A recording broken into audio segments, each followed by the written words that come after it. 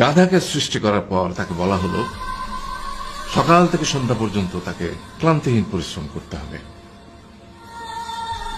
সারা জীবন তাকে পিঠে ভারী বোঝা বইতে হবে, খেতে পাবে শুধু ঘাস, আর তার মাথায় কোনো বুদ্ধি থাকবে না।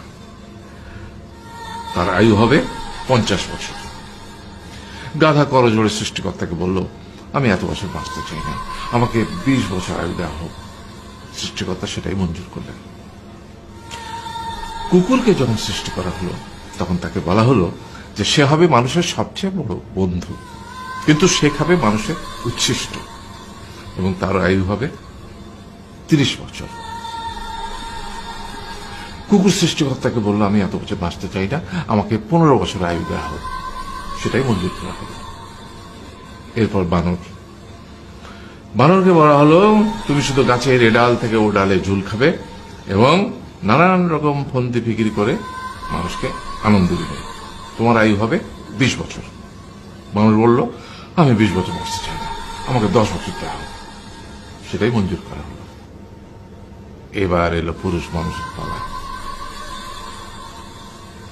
তাকে বলা হলো যে তুমি হলে প্রাণীকুলের মধ্যে সবচেয়ে বিচক্ষণ এবং বুদ্ধিমান, সেই জন্য তোমাকে প্রাণীদের শিরোমণি করা হলো এবং তোমার আয়ু হবে 20 বছর।